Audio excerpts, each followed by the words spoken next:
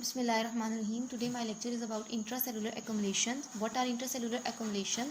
Accumulation of abnormal amount of various substances due to manifestation of metabolic dearrangement in the cell. Abnormal amount of substances की accumulation हो जाए metabolic dearrangement की वजह से, metabolism की disturb होने की वजह से. It may be due to endogenous substances or due to exogenous substances, or it may occur in the cytoplasm, nucleus or lysosome. अब ये एक्यूमुलेशन जो है कैसे हो रही हैं? Accumulation of normal constituent of cell metabolism due to their inadequate removal or maybe due to defect in packaging or transport occur in the fat, proteins and carbohydrates. अब inadequate removal की वजह से क्या हो रहा है? Fatty change. फैट का अगर सही तरह से रिमूवल नहीं होगा तो क्या होगा? Fatty change and cholesterol and cholesteryl ester. We will discuss all of these in detail. Okay, next is accumulation of metabolites due to some enzyme deficiencies. Enzyme deficiencies की वजह से कुछ metabolites की accumulation हो जाए. For example हम देखते हैं storage diseases में और in bone error of metabolism. For example glycogen accumulation हम देखते हैं diabetes mellitus में. Okay, next one is about accumulation of abnormal substances resulting due to acquired or genetic defect. Acquired or genetic defect की वजह से abnormal substances की accumulation हो जाए. It may occur in the nephrotic syndrome, multiple myeloma and Alzheimer's disease, etc. Or accumulation of pigments, no enzymatic mechanism. Accumulation of pigments, no enzymatic mechanism to degrade the pigment. अब enzymatic कोई mechanism ऐसा नहीं है जो इन pigments की removal कर सके. These pigments को फिर these pigments are further divided into exogenous or endogenous. Exogenous is for example carbon inhaling, or endogenous is lipofuscin, melanin and hemosiderin. Fatty change. Fatty change is also known as steatosis. It is the abnormal accumulation of triglycerides within parenchyma cells. Okay, normal free fatty acid जो है अगर हम diet से ले रहे हैं, diet और from adipose tissue come into the liver and converted into fatty acids, और फैटी एसिड में भी form from acetyl coenzyme A. Okay, this fatty acid is converted into triglycerides by alpha glycerophosphate, and this triglyceride is further converted into lipoprotein by the action of apoprotein enzyme. Okay, through this lipoprotein it will excrete out of the liver. Fatty acid also cause the oxidation of the ketone bodies, phospholipids and cholesterol ester.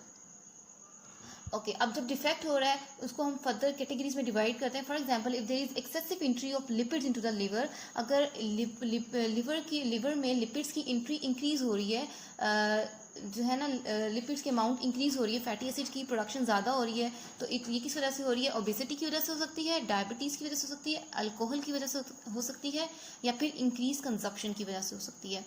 Okay, second one is enhance fatty acid synthesis by हेपेटोसाइड्स.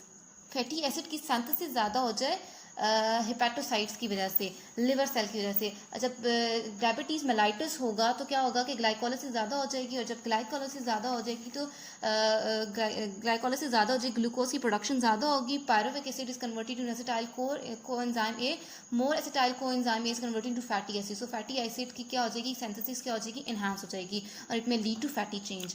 Third one is increase esterification of fatty acid to triglyceride.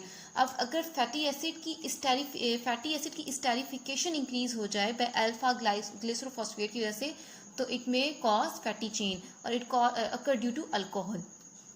Fourth one is decrease oxidation of fatty acid by mitochondria. अब mitochondria से fatty acid की oxidation क्या हो जाए? कम हो जाए. अब अगर ऑक्सीडेशन कम हो जाएगी तो it will further lead to fatty chain, और it may be due to hypoxia, alcohol, liver toxins, etc. And fifth one is decreased protein synthesis. In protein energy malnutrition, अगर malnutrition होगी तो इस वजह से क्या हो रहा है कि लिपोप्रोटीन जो है, एपोप्रोटीन जो है वो कन्वर्ट नहीं कर सकेगा उसको लिपोप्रोटीन में, और लिपोप्रोटीन जो है फिर फर्दर उसकी एक्सक्रीशन जो है ना वो नहीं हो सकेगी. ट्राइग्लिसराइड क्या हो जाएगी? एक्यूमुलेशन हो जाएगी, और इट ऑल्सो में lead to fatty change.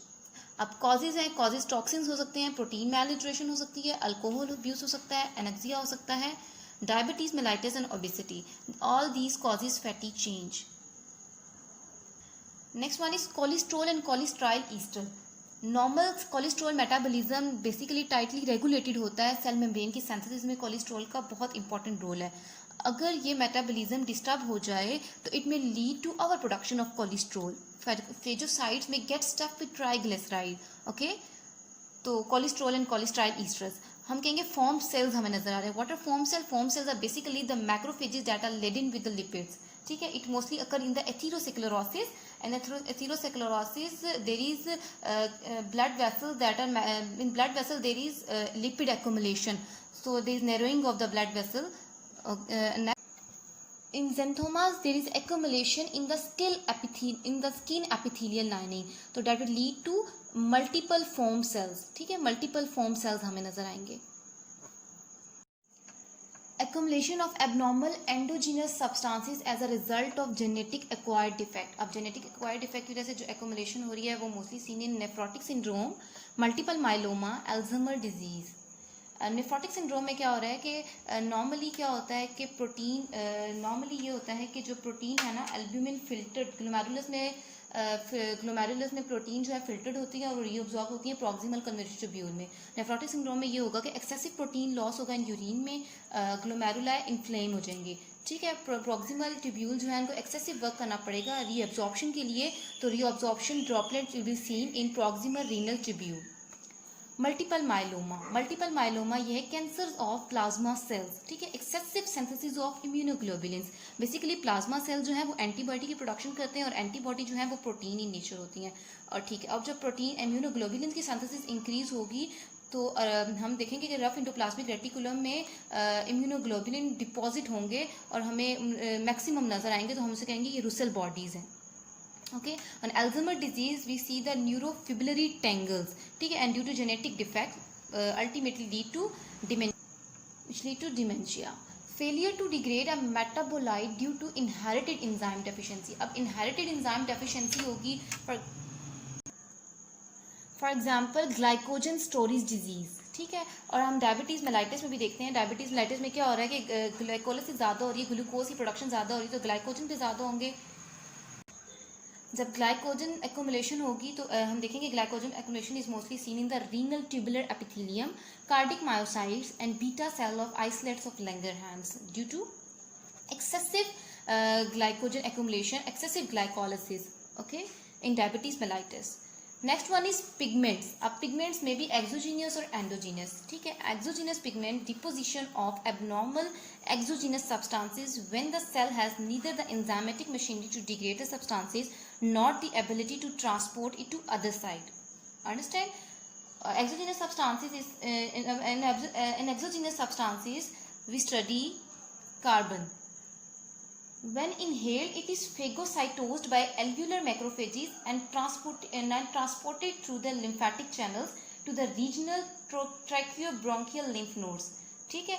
Aggregates of the pigments blacken the draining lymph nodes and pulmonary parenchyma. Okay, let's talk about endogenous pigment. Endogenous pigments lipofuscin, melanin and hemosiderin. Lipofuscin, wear and tear pigment, insoluble brownish yellow granular intracellular material. In tissue, it is mostly occur in the heart, liver and brain with aging or atrophy. It is produced by free radical catalyzed peroxidation of the lipid. Next is melanin. Melanin is a brown black pigment that is synthesized by the melanocytes. Okay, melanocytes are located in the epidermis and act as a screen against harmful ultraviolet radiation. Third is hemosiderin. Hemosiderin is a golden yellow brown pigment that accumulate when there is a local and systemic excess of iron. Okay, normally iron is normally stored in the form of apoferritin.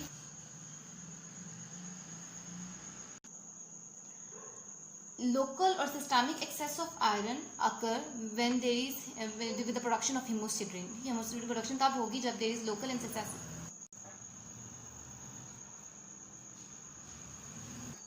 Iron is normally stored within the cell in association with the protein apoferritin, forming ferritin micelles. Hemosiderin pigment basically represent the large aggregates of these ferritin micelles. Okay. If there is excessive deposition of hemosiderin, this is called hemosiderosis, and when there is excessive accumulation of iron, it is called hereditary hemochromatosis.